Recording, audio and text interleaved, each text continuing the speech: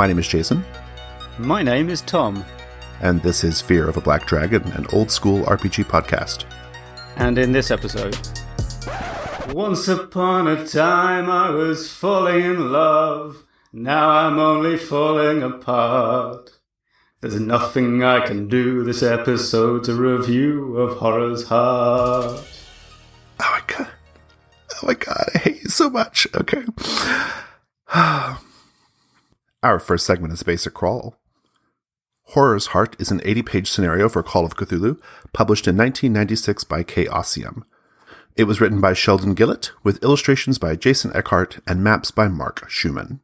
The scenario begins with an introduction, which includes the intent of the scenario, some information about Montreal in the 1920s, some information about loups-garous, the monsters that figure prominently in the scenario, some information about a gentleman named Andrews, a made-up Saint Cutis, and a cult called the Blood. Additionally, there's some information about the principal mythos god, Shonarfon, as well as the Blood's opposition cult, the Lords. The module is divided up into 6 days, each day representing a series of events that the player characters are expected to encounter or otherwise engage with. Day 1 begins with a train journey from New York to Montreal, in the course of which the investigators encounter the false conductor, which is to say a train conductor, not an orchestral one, and a woman called Céline Lavoie. She is a link to the loup-garou plot strand that weaves its way through the rest of the adventure. Upon arrival in Montreal, they get to see the Amazing Heart, which is something that the investigator's friend Father McBride has found. It's a possibly miraculous relic, an uncorrupted heart buried for centuries, and the body next to it, Father McBride believes, is one Saint Cutis. Next, there is a 1920s nightclubbing sequence at the Bistro door, and then we get some information about the very important and wealthy Lavoie family, who are in fact loup-garou, which is to say they are shapeshifters, and each of them turns into a different kind of animal. And then there is a section called the loup-garou Defined, which gives you all the information you might need about their powers and tendencies. On day 2, we begin with a burial.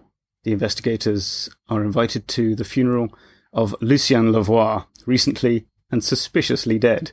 They see a mysterious black dog that tries to give them some clues, and then they are invited to visit the Lavoie mansion. They begin to investigate Lucien's death, and then, upon returning to the church, where Father McBride is the parish priest, they possibly have a chance to speak with the dead in a séance, speaking to both Saint Cutis and the subject of a mistaken identity with that saint, the sinister James Andrews, and talking to the latter leads to them being marked by the regard of the great old one, Shonarfon.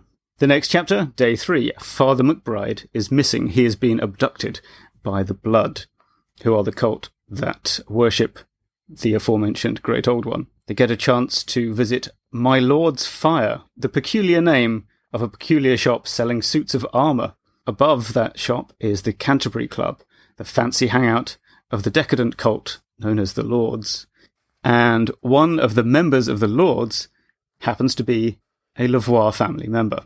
At this point, the investigators will learn about the curse of the Lavoies. Their former patriarch, Jean-Claude, has put a curse on the whole family that will eventually turn them into senseless, savage beasts unable to turn back into their human forms. And they need the investigators' help to stop it. Days 4 and 5 are handled together. We have a free-form investigation into the Lords, the Blood, Saint Cutis, the missing Father McBride, and other matters. We also have a defector from the Blood, Mr. Birla, who appears and is soon brutally murdered in front of the player characters. Later, an ancient Tibetan blade that may destroy the heart McBride found is up for auction, and this part concludes with another grisly attack. On day 6, an operative from the Vatican appears on the scene. Father McBride is found in the Verdun Psychiatric Hospital under the care of Dr. Elisa Lay. Spoiler, she's the baddie. We have a creepy bookstore, the bloody finale in the Blood's Vault, featuring the appearance of the great old one, Shonarfon, some weird servitor creatures, and an exploding heart. The scenario ends with the appendix, which contains information on Sean Fawn, the Elephantine Great Old One, various monsters and spells, and there's also a section with handouts. So, how have you used this in your games? Well, many, many years ago, I ran it in, I want to say, about 4 sessions. It was many years ago, so I don't clearly remember.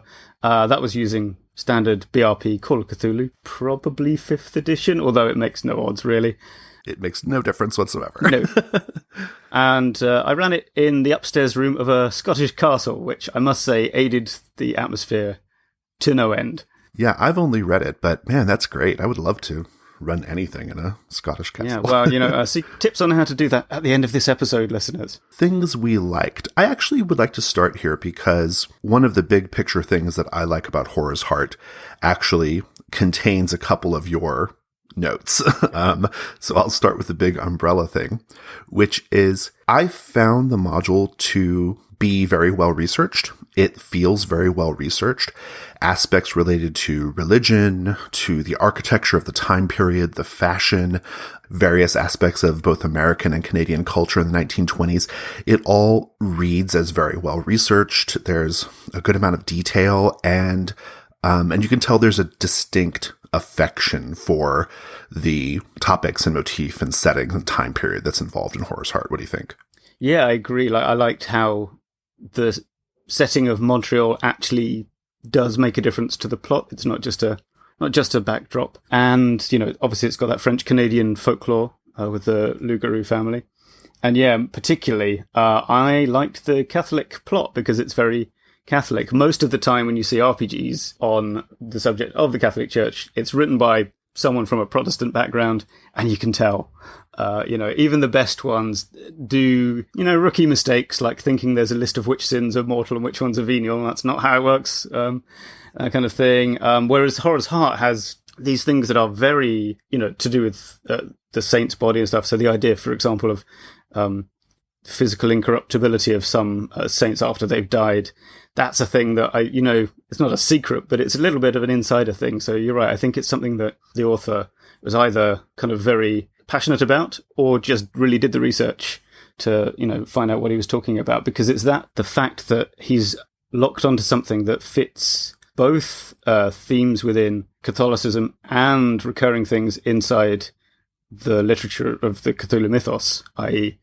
things being preserved through time. Mm-hmm. And it's when he finds his good overlaps that it works particularly well, I think. Oh, yeah, I agree completely. I mean, I think there's a universe in which this module could have been written in a way that, to be fair, is probably about 30 or 40 pages shorter, but is also kind of just, it's the Roaring Twenties and flappers, and, like I think he could have really just like leaned on some basic tropes that everyone understands about the time period, and probably could have gotten away with it. It would have been okay, but it would have been a lesser experience. I mean, when you're reading this module, it helps that the prose is pretty good. It is, in the notes, I kind of snidely remark at some point in our notes that it feels a little bit like a creative writing exercise that is occasionally interrupted by the needs of tabletop role-playing games. It's good writing, but there is too much of it. Yeah, it's a bit much, but overall, I found it to be an enjoyable read.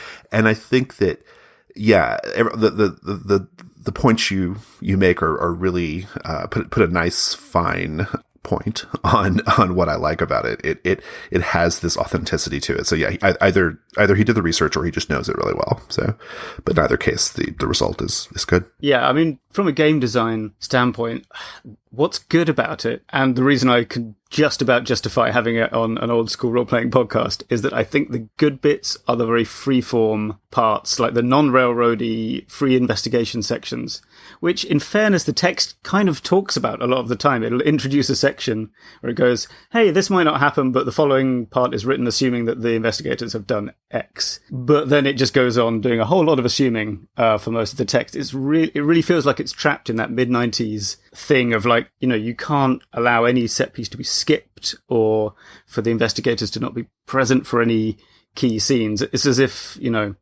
someone came in and said, whoa, you're wasting your material if they don't see 100% of it. And I think that is to its detriment, I would say. Yeah, I mean, I don't want to stray too much from our format here, but I agree. And it's one of the questions I have for later. What I can't suss out completely is, does it feel railroady because the author was kind of doing that GM thing where I did all this research, so you're going to experience it the way I want you to? Or does it feel railroady because the author just wanted to present more of a story than a list of options to play with, or what? I'm not sure. Is it because of the conventions of the time period, like the module writing conventions of the time period? I think that's probably a big part of it. I think so, yeah. But in any case, I on measure, I think the writing is good. The research is good. It's an enjoyable read. I'll throw in that another thing I like about it is I think the structure of this mini campaign is really interesting. Not so much the day 1, day 2, day 3, which whatever I could give or take, but there are essentially 2. You said 3 in the notes, but basically, in my opinion, 2 basic mysteries. There are 2 main mysteries going on, right? And I found that so fascinating. I think it's the first thing we've ever done where the module is essentially 2 modules, right? And to be fair, it says it's a mini campaign. It's not like a module, right? But I thought it was interesting that you have the story about the Lavois and the Loup-Garou curse and all that. And then you have the story about Shonnerfon and this Saint Cutis and the heart. And they have nothing to do with one another. No, it's brilliant. Yeah, there's like a tiny connection because the Lavois are like inactive members of one of the cults that are implicated in the other mystery, but like otherwise there's not much connection, right? And I thought that was really fascinating. I don't know if I loved it, but it had the feeling of like a sort of A plot, B plot sort of drama series or TV show. It was interesting in that I could see a situation where you have player characters having plenty to do because they've got connections to both of these mysteries pretty quickly, right? And they can kind of investigate either of them. I have a question here. I'm going to save it for the question portion, but I have a big question about this. But on measure, I thought it was a super interesting approach. It was, and this is in my notes as well, because, of course, that idea of things being intertwined but not actually related is quite OSR-y in its way. It just sort of is this, it's a sort of weirdly not realistic. Yeah, there's some verisimilitude to it, like, not everything is connected. Sometimes some werewolves are just trying to get stuff done, and there's a weird Cthulhu cult in the same town. And it's good also from a kind of, if you're a practical goals-oriented kind of player group, which of course is particularly a thing when this came out, in that if you get absolutely stuck and blow your progress on one strand, you've still got a kind of fallback option. If you're getting nowhere with the Elephant God, you can go and help the Lavois family, or not help them, which, to be honest, I think is the better option, because they're not that nice. But yeah, I liked it as well, and it seemed to, and it works pretty well in play. We had a good time with it. Although one of my players was a bit upset because, as I say, this was, late 90s, when killing off player characters was not the in thing. If you think about Vampire the Masquerade and stuff, tended to be quite, I've written a 40,000 word backstory. And he was very upset that he got killed off by this quite lethal scenario, because there's a lot of things that can kill you in here. And I like that about it. Like, it's designed to ice experienced Cthulhu investigators. That's kind of what it does. Well, indeed, you have a note here about liking the fact that the investigators are so experienced at the beginning, right? That it assumes they know a lot already. Yeah. It says, that or it mentions, like, if they know this about magic, they'll be able to spot this and that. And it's quite good. You don't have to do that pretending to be surprised thing that you normally do in Cthulhu games, which is, just a nice change of pace. And it gives it a slightly different feel. I mean, there's a lot of obviously supernatural horror going on here, like the weird corpses that try and steal your heart so they can shove it into their own chest cavities. Mm-hmm. That's like on the streets of Montreal. That's a little bit more horror forward than those sort of beginning things like the haunted house might have in them.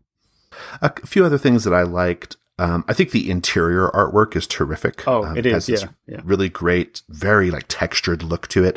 Also very detailed and on point with like 1920s fashion. There's one illustration of, it's this sort of strange, like kind of dramatic angle of a coffin at a funeral, and before it gets lowered into the ground, and we see like just the feet of the people who are attending the funeral, and a lot of care was put into making sure that their shoes looked like period appropriate shoes. Yeah, I'm looking at it now, yeah. It's really good, right? And I think it's reflective of what I was saying earlier. Like, there's a universe where they could have just drawn some basic ass looking shoes, right? With no detail, but they chose to like make sure the shoes look like they would have at the time period. I thought that was really great. I think it's indicative of like just that sort of, there's a level of care that went into this, as far as the aesthetic and, both as presented in the text and visually. Another thing I like, there are some really fantastic 1920s set pieces here, kind of piggybacking off what I just said a little bit. That lavish train car scene with Céline Lavoie, the Bistro d'Or, which is, I should say, that's the Bistro of Gold, not Bistro d'Or. Right.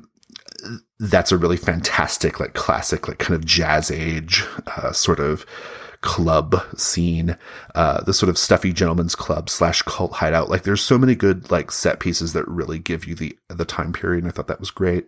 The last thing I'll throw in that I really enjoyed about the module is the final sequence in the vault is horrifying and terrific. I'm not going to go into a lot of detail here, but the whole sequence of events where the cultists are finally awakening Sean Arfon and just all the different things that happen there, it's just ghoulish and scary and good. So, there anything else you want to say about it? No, I think I'm good. But I know you're burning with questions, so let's move on to things we have questions about. Yeah. Well, why don't you get your non-questions done first? Oh, my non-questions. Okay, I mean, they are non-questions. One of these is a genuine question. I think if any readers look at this and have an idea, which is just what on earth happened during the production process in the Chaosium offices that wound up with the cover on this book. It is ugly. Ugh. I mean, I think I know. It's basically, if you go and look at this online, you'll see an image of a kind of crudely drawn human heart in front of a fleur-de-lis, and it's all pixelated and not very well coloured, and you'll think, oh, I'm just looking at a low-res copy. You're not. I've got the physical book in my hand, and that pixelation and terrible quality is there as well. It's so ugly. It is it's got to be one of the ugliest covers I've ever seen on a role-playing game book. And it completely belies the interior, which is so good. I don't understand. I don't get it. Like, how'd they end up with that cover? It's compositionally ugly. The typefaces are ugly. It's just bad. It looks to me like someone lost a file for the Plan A cover at some point, shortly before deadline. And they were like, oh no, we've got to put something on this cover, you know? What's a French thing? The fleur-de-lis. Awesome. What's it called? Horror's Heart, right? Put a heart on Bang, there. done. That's it. Yeah. Done. Yeah. And also completely low res. What I was alluding to earlier was this, when I was talking about the structure of the module. And that is, when you were running this, Tom, did the players understand that there were two different mysteries going on? Because yeah, this is an important question, yeah, because they worked it out. They were like 80% sure, 80-90% sure they were two completely different mysteries by, let's say, day 4 or 5 in the scenario. And when it was all over, they did go, so, like, just to check, Tom, did the Lugaroo thing have anything to do with the elephant god? And I was like, no, it's totally separate. And okay, good. We didn't miss anything. And yeah, I think if I had been a better GM at that time, and now if I were doing, I would think I would just say something non-spoilery like, there's a whole bunch of different things going on in this scenario, and they're not all connected, so if you can't seem to tie loose ends together, don't worry about it. Yeah, I've had situations where I'm running games where, for example, like in an Apocalypse World style game where I've got 2 different fronts, right?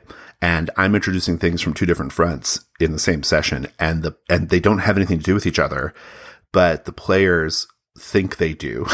and so they start trying to like solve a problem that doesn't exist. And you have to kind of just say, actually, those are 2 different things. They're not connected. And that is to some degree, it's a failure of jamming, I think, but I don't know. But here it's a module where like you are, it interlaces all the 2 different mysteries on the various days. And I could just imagine a situation where if you don't just say, like you said, if you don't just say, hey, this is 2 different things, the players are going to be so crosswise about like what they're supposed to be doing, or they're going to just misunderstand things. So, okay.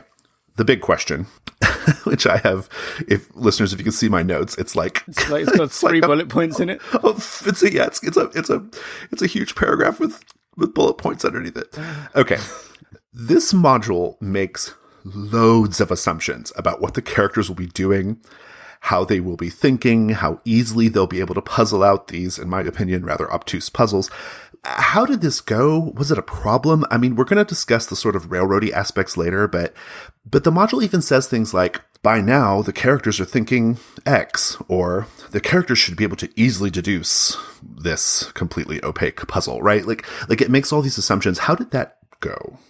Right, so this is the thing. I remember when I was deciding what to pack on our gaming holiday in Scotland, I'm looking at this and thinking, it doesn't look like it's that good, but I'll take a chance. And it was basically what I thought, because, yeah, you're right. It has lots of assumptions, and also the day-by-day structure is a bit of a problem when you're reading it as the GM before deciding, am I going to run this adventure? Because it just looks, there's stuff where you think, well, shouldn't this be mentioned earlier? Like, why is this on day 3 when the trigger for it happened on day 1, just after dinner or whatever it is? But yeah, this is, I think we've alluded to this, or maybe actually directly mentioned it sometimes on previous episodes, which is sometimes you can't see the good points of a scenario just from reading it. Like, you have to take a bit of a leap of faith. This is one of those. I found in play that all those points, pretty much where it said, by now the players are thinking X, they actually were. I think this was... I think this is a scenario that got reasonably robustly, so the text has those things in it, and then went to an editor who kind of threw in all the stuff like, no, you must make sure they go to the curse lifting ceremony. We can't have them wandering around by themselves. It looks to me like someone had a kind of a home scenario they'd really worked on, and then it got given to the publishers and they started to mess with it. In terms of the assumptions, yeah, they were mostly correct, so which is not great because I'm only one data point, and therefore I'm sure there are groups for whom it was an absolute nightmare. And it's like, this is not highly rated on most review websites for role-playing games, which I think is 90% because of the cover. But I'm going to say 10% because of those assumptions. I don't disagree about the cover thing, actually. Yeah, there's just so many little moments that just made me slap my forehead. Like, there's at one point, I think it's the beginning of day 4 or something, it starts with, the sky has opened blue for the day's warm sun, but for the most part, it goes unnoticed by the investigators. Does it? Yeah, why are you telling me this? If you're telling me this, so someone's aware of it. If I tell them this, they're now aware of it, and they are indeed noticing it. Like, what is the point? Why did you include this detail? Yeah. Anyway, so like I said, I think to some degree there's a part of this that's like just kind of a creative writing exercise, and that's fine, but like, whatever. Okay, a couple of other things, which are mostly just me harping on how much I don't like Call of Cthulhu as a system. Okay, I found it completely hilarious that we should care that the werebear in the first sequence has an accounting skill of 35%. Yes. Like when you're running Call of Cthulhu, do these random ass NPC skills ever come into play? No, but I think there was like a thing in those days of like, you have to put down all the skills they would have. If you just put down the ones that matter, then people will go, oh, what? So is like clawing things and speaking French his only ability? Like, so, I mean, I guess it's in some way meant to portray the kind of person they are. I don't know. I think they just had a standard template, and it's like, well, I guess this guy needs some accounting skills because he works for a business. To answer the second question, no, of course it never comes up. What are you talking about? Audible sigh. Another Call of Cthulhu question. Why do you need to make French roll if you read and understand French? Or are in fact in a city where everyone reads and speaks French? Yes, and you're referring to the tombstone, aren't you? Yes. Yeah, I've got to say that is pretty basic French. I don't know why anyone would need to roll it. I think there's an unwritten thing here which, well, let me go back. I think in like 1983, there was an unwritten feeling that you would make a language roll to just understand something on the spot. And then if you had longer, say with a French-English dictionary, then you would just know what it was. But that sort of assumption didn't get written down. And then by the time you get to this, you actually have people who only have a 42% chance of understanding the phrase, the three-legged bear, which is mechanically, I would say, unsound. I don't even speak French, and I was able to work out most of that 3-line tombstone like thing, right? Yeah, listeners, to be clear, for context, there's this puzzle that's like an engraving on a tombstone or something. That's a big clue, actually. It's the sort of cipher for the various. Right, which is all the more reason rather not to let it fall to a random skill roll. Right, yeah. I just thought it was strange. Like, you're in Montreal and you may speak French, but you have to make a roll for this. Anyway, all right. So enough of that. Chain lightning round. Go ahead, Tom. I like the cultists' weird knives that are designed not to kill, but to scoop out a piece of your flesh to use later in a sinister magical ritual. On page 12, there is an illustration. It's an illustration of Céline Lavoie's fabulous fancy train car. And on the left, there's a window with a bear peeking inside, and it is fucking hilarious. It's like, it's comedy gold. So good. I always thought that was a painting, but you're right. It's the window. It's the window with the bear looking in. Yep. I like, we talked about the interior art.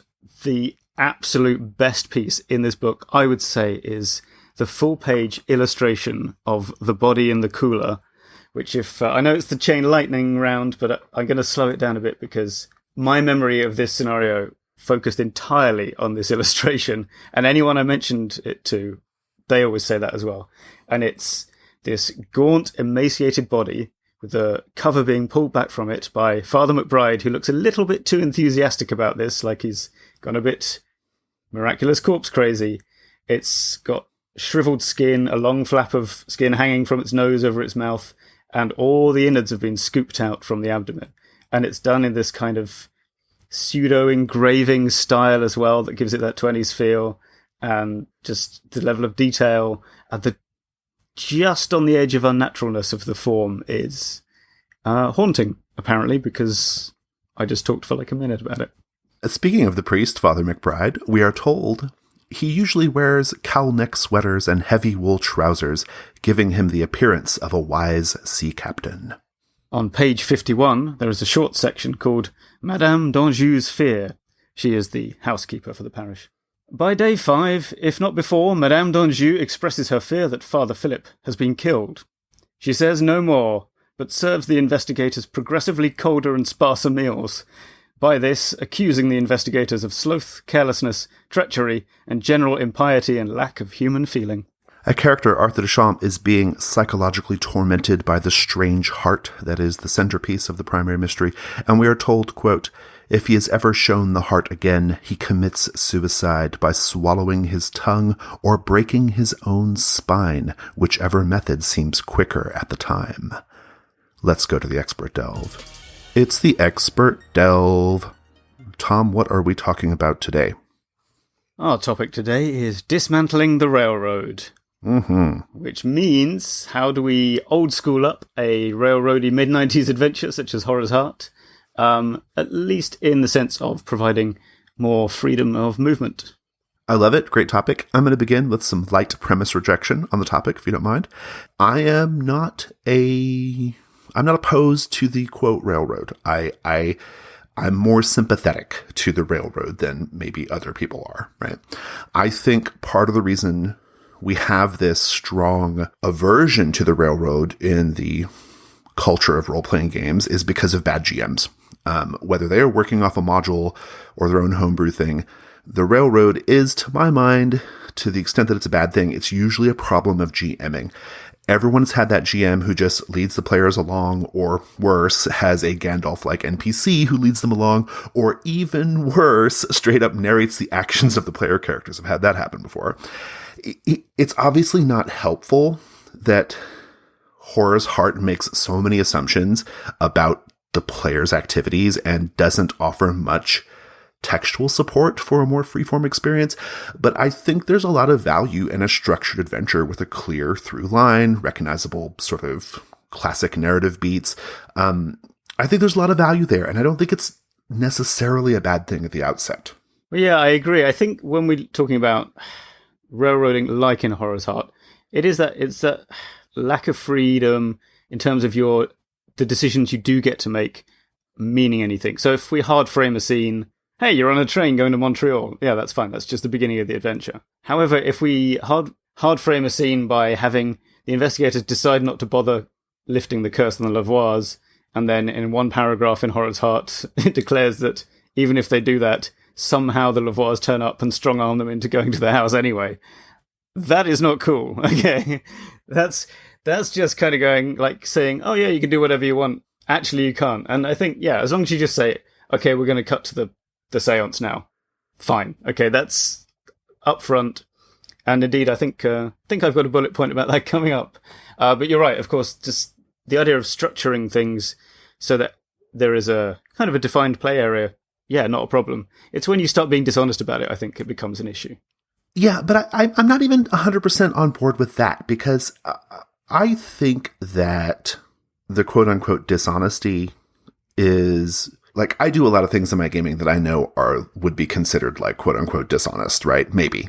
Like, the way I run Cthulhu Dark, for example, it literally does not fucking matter where the players go to investigate. They're going to find the thing they need to find, right? And indeed, Cthulhu Dark has the conceit that the players are always successful, right? Like, they literally can't fail a die roll. They can, there's a small caveat there, but for the most part, they can't really fail. It's just degrees of success, right? And what's at stake is whether they go insane or not, right? I think it's about goals, right? Like, to me, it's not... I'm less concerned about the purity of the investigation or the sort of, no matter what the players do, like, they're just going to have this sort of natural sort of verite experience or whatever. Like, I'm not like a big believer in that. Like, I think it's okay to like airdrop in the important NPCs wherever they end up, or airdrop in the clues that they need to keep going. Right. And maybe that's artificial, but I think it comes down to goals, because my goals are not usually the mechanical CSI type investigation, right? Like, that's not the goal that I have. It's not a forensic thing for me, right? It's more about the journey, right? It's more about the scenes we have en route, right? It's about it's about experiencing the setting. Like, to me, those are my goals. And so I'm always a little bit like, I'm a little squishy on the railroad question, basically, is what I'm getting at. So I see. I mean, I am as well, because I'm going to say my first bit of advice looking at Horror's Heart is that all the stuff that happens on day one in this is set up, and I think you should just tell the players that and say, we're going to do a whole bunch of scenes that you have to do, and the things you say and do in those scenes is going to make a difference later, but we kind of have to do all these scenes on day one, so strap in, we're going on a train and we're going to the bistro door, and that's happening, you know? I don't think I approach it quite like that. I do hard frame. I like to hard frame. I'm a big fan of hard framing up a scene, especially in the beginning. Like, if they are definitely getting on the train, right? They are definitely going to Montreal, right? But I think I present it slightly differently. I think the way I usually would present such a thing is, usually when I'm doing my little like session introduction procedure, which I call CATS, which is an acronym for concept, aim, tone, and subject matter. For the aim part, I usually say, like, our aim is to, in the beginning, we're going to have an introductory scene where some things happen, and then we're going to proceed to Montreal and begin the adventure proper, right? Like, that's how I would present that. It's basically what you just said, but I try to make it seem a little bit like they have some choice in the matter of what's going on.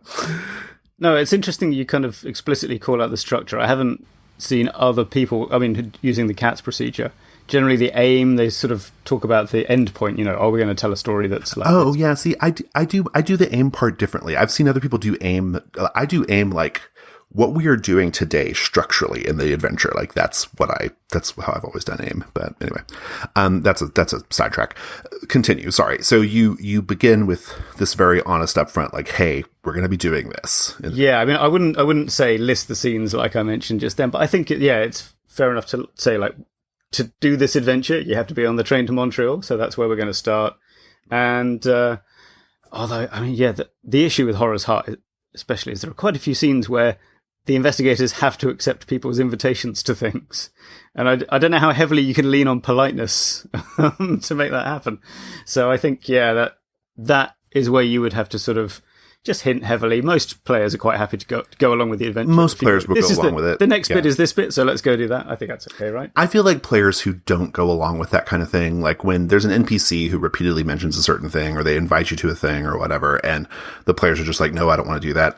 They're verging on like premise rejection. You're rejecting the premise of the module, right? Which is ironic, coming from the guy who just slightly rejected the premise of this discussion. Different. Yeah, I think you're right. And actually, so that can be player driven as well. When I was running Deep Carbon Observatory, the question came up, like, just literally the player saying, where is most of the adventure? Should I be messing around in this village with a witch, or should I head for the pit? And I went, well, to be honest, you should go to the pit, because that's where the cool stuff is. That's a play culture thing. I think it's probably, I mean, if you have a play culture where the players aren't going to be helpful like that, there may not be anything we can do about that. So yeah. Your second point is really interesting to me. This idea of grabbing your highlighter yep. and start highlighting the shit out of the module. This is what I do too. I mean, that's just my standard prep, is kind of, if they haven't made it into bullet points, I have to do that, because I can dip in and out of that prose. It's pretty good. I would definitely use it, but there's too many paragraphs to actually reference in play that quickly. Yeah, I just want to basically bold the things that have facts in them about the characters and how they relate to each other, so that whichever node the investigators go to, if they go to the stuffy rich folks decadence club, I know who's there and what they're doing. I don't want to be reciting that's actually, I've just realised, the issue with Horror's Heart is that it's all box text. Yeah, it really is. Horror's Heart is a particularly tough module because, so listeners, just to remind you, it's like 80 pages, and it's like those, it's a mini campaign. It's those old school 80 pages. It's not digest size pages. It's like the big 8.5 by 11 2-column pages, right? It took me forever to read through the module. I'm over here wanting to do 10-page light OSR zine things, and Tom wants to do the 90-page modules. So it's a lot. And like you said, because it's all prose, because it's mostly box text, it's not easy to, you would have a really hard time keeping it all in your head. And so you're right. As a sort of beginning matter to dismantling the railroad, you must highlight the things that are important.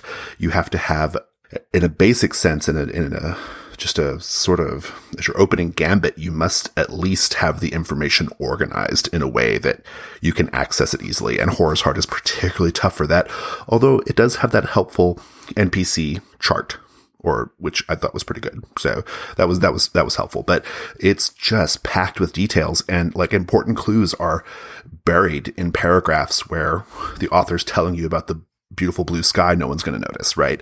Yeah, the thing, and if you've checked out mentally at that point, then you're going to skip right past it, and you'll never know.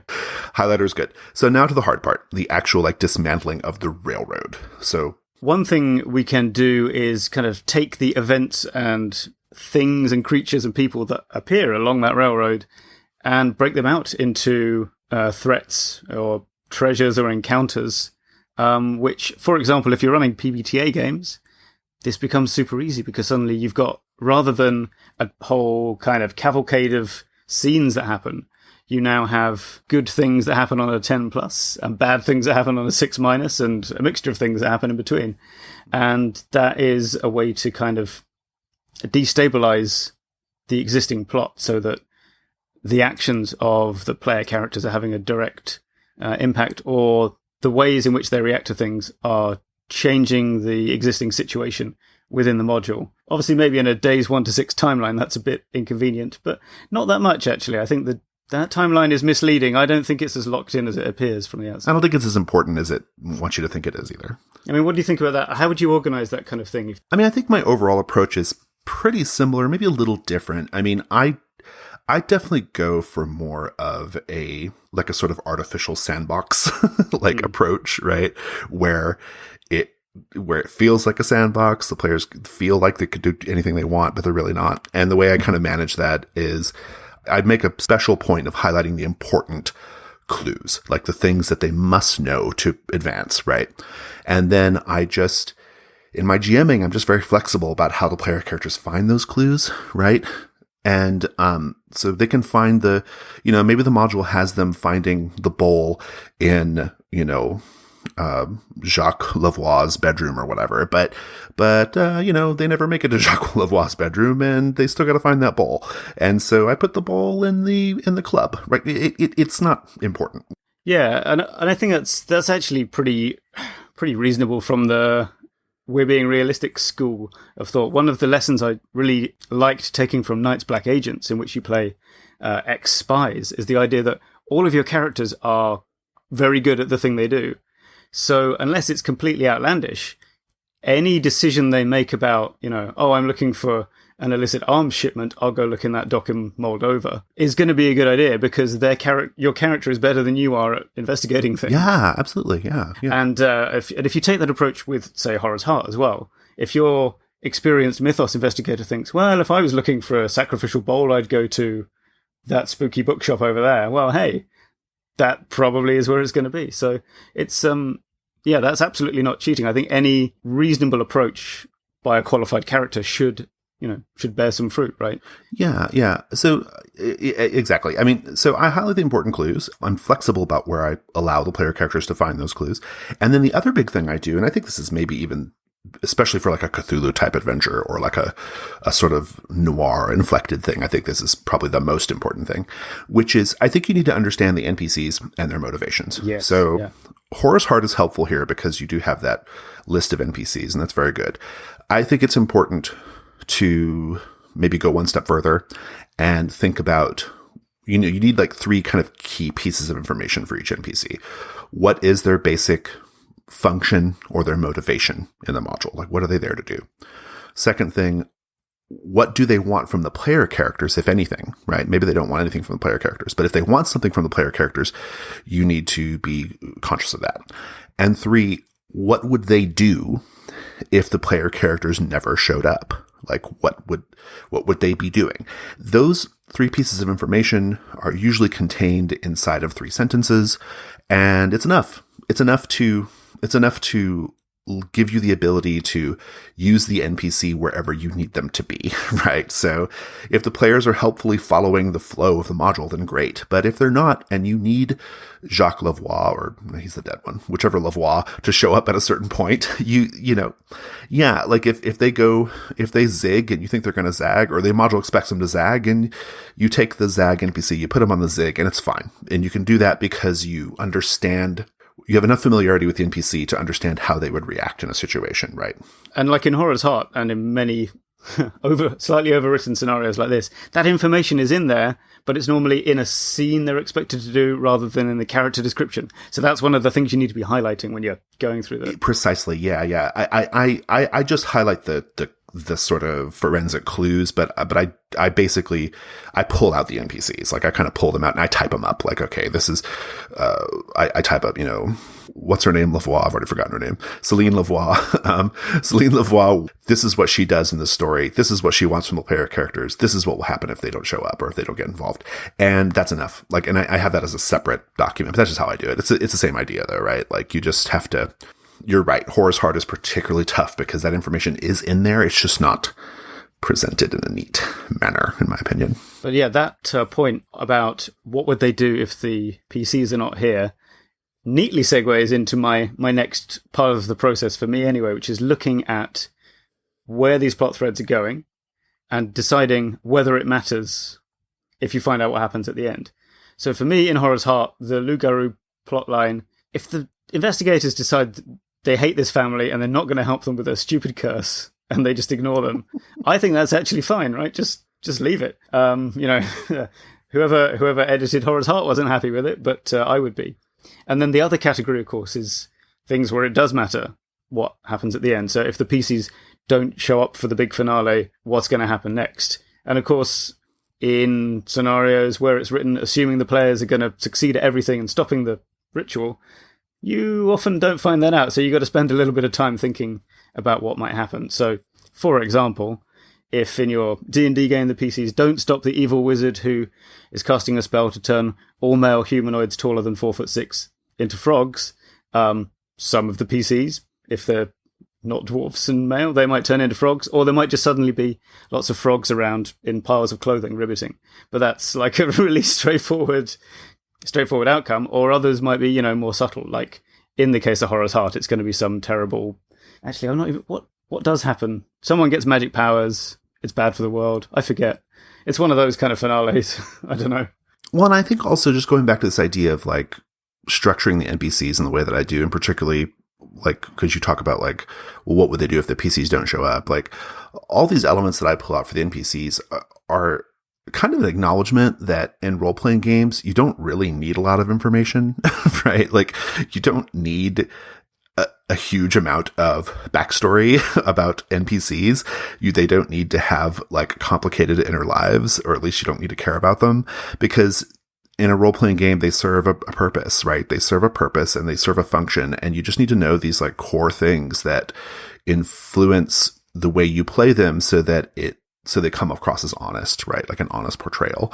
And that's kind of what it really gets down to. It's like this honest portrayal. And we go back to, we were talking about honesty earlier. Like one of the ways you can achieve this honesty is if the NPCs do show up in a place that they weren't intended to originally in the module, at least you can play them in a way that's honest and the players are none the wiser, right?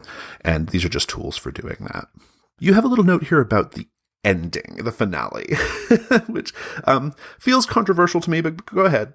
Well, I mean, I think we've discussed this before when we talked about the Arasaka Brainworm, which is that one of the signatures of an OSR adventure is that it has acts 1 and 2, but not 3. So my advice is delete the finale, which of course slightly goes against the advice previously to work out what happens next. But what I mean here is that, like, for example, Horror's Heart has a whole sequence of events like someone does this, then someone slightly interrupts the ritual, and then blah, blah, blah.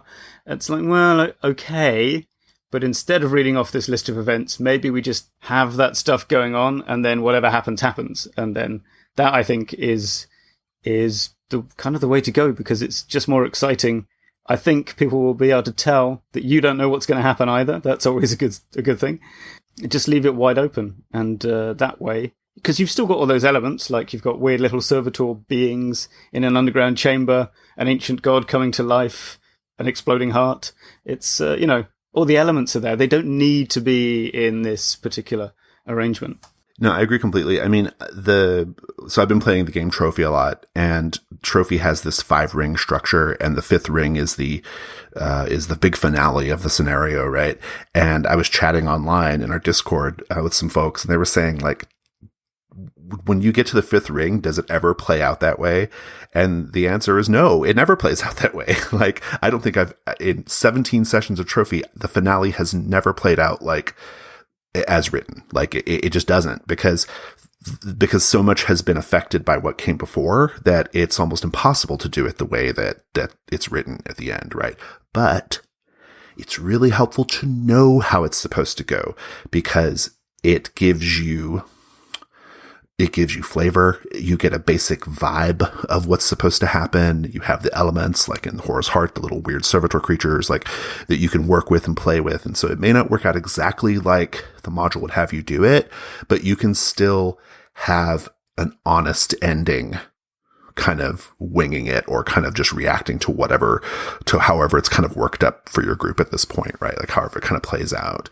And so I think it's important to have those defined endings. And this one Horror's Heart is a particularly good one.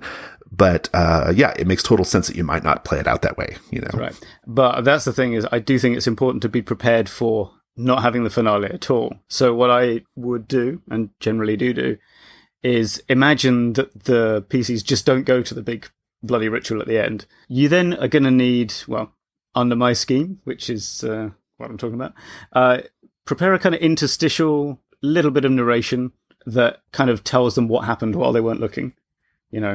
Some kind of event that would be perceptible to the player characters, that they realize, that makes them realize the world has changed in some way.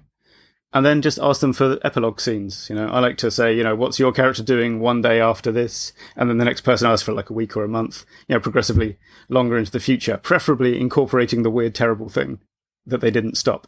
And that's usually pretty good. And if it's not a big apocalyptic event, that's still okay, actually. A horror story, you can still end that well by just having that weirdly effective, unsettling lack of resolution, like, Picnic at Hanging Rock. What happens in that? I don't know, but it's still, it's still creepy.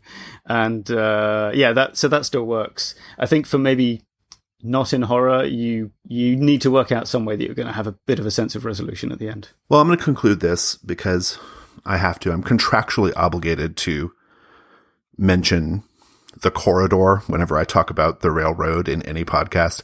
I said earlier, I'm sympathetic to the railroad. What I'm really sympathetic to is what I call the corridor, because I think, to me, this is the platonic ideal of gaming for me, right? You put the characters at the beginning of the corridor. You tell them they're going to get to the end of the corridor. Indeed, the only place they can go is the end of the corridor, but they can move left and right in the corridor. They can search the rooms that are connected to the corridor, maybe even other corridors connected to the corridor, but they always come back to the main corridor and get to the end. It's not the railroad, but it's something like it. And the fun part is the middle part, right? It's the moving left and right. It's the exploring what you can see, like, on the sides. So yeah, that's my theory of. I'm still trying to popularize the sand trough. It's like a sandbox, but narrower, but no one's really going for it. Sand trough. That's pretty good. Yeah, that's pretty good. That's actually a little more evocative than mine. I kind of like that. Let's go to companion adventures. It's companion adventures. All right, kick us off, Tom. All right, I'm going to very narcissistically recommend a podcast, which is Comic Strip AP, The Lombardi School, which was, wow, how long ago was this? A couple of years? Something? Oh, gosh, it's been, I think we're going on 4 years now, 3 or 4 years. It's been a bit.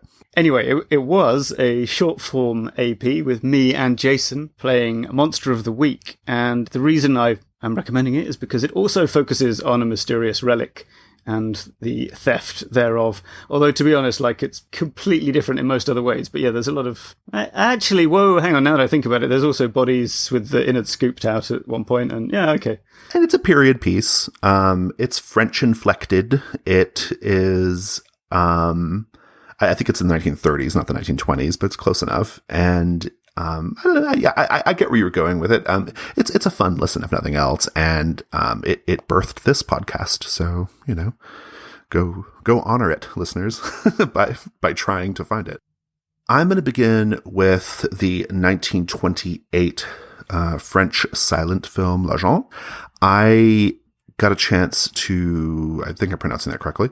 I got a chance to watch this back in college for a college project, and I haven't seen it since then, since I was working on that paper. But I will tell you that it is really something. The reason why I'm picking it for companion adventures is because this movie does such a good job of presenting the era, like from a visual standpoint. It has the most striking Art Deco sets I've ever seen. Like, more, I mean, I think we always kind of like refer to like Metropolis as the big like Art Deco, you know, silent film, but I think L'Agent is even better. Like, it's such beautiful, striking scenery, the fashion, the themes.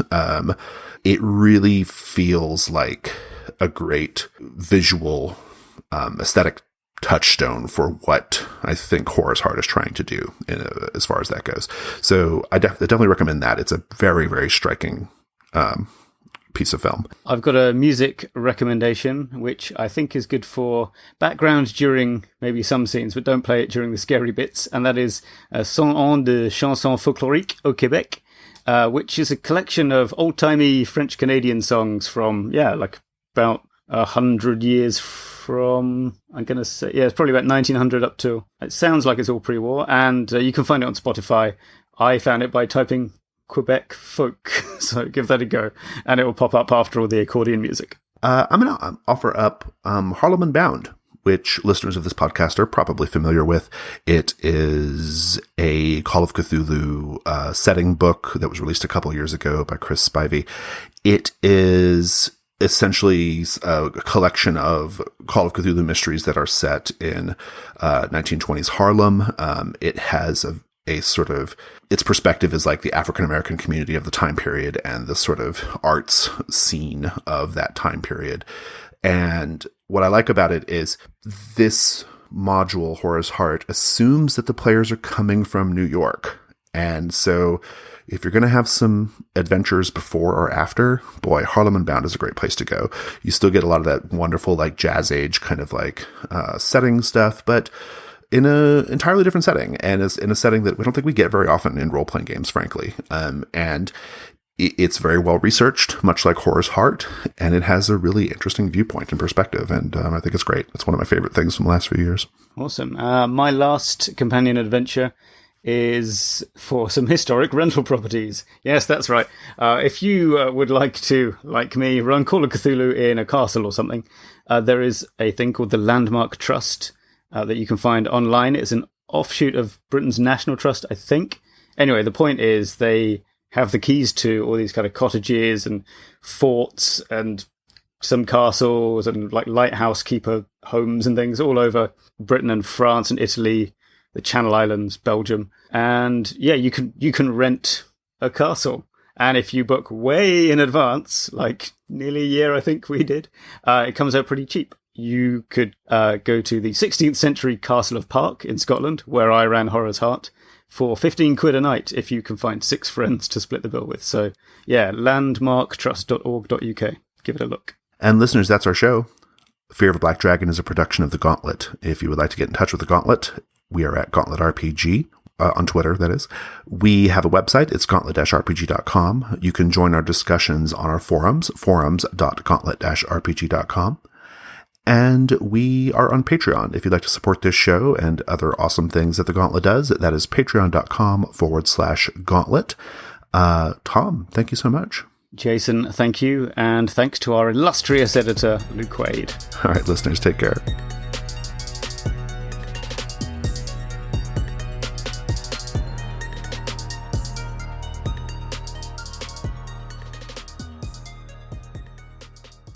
It's the window with the bear looking in. Yep.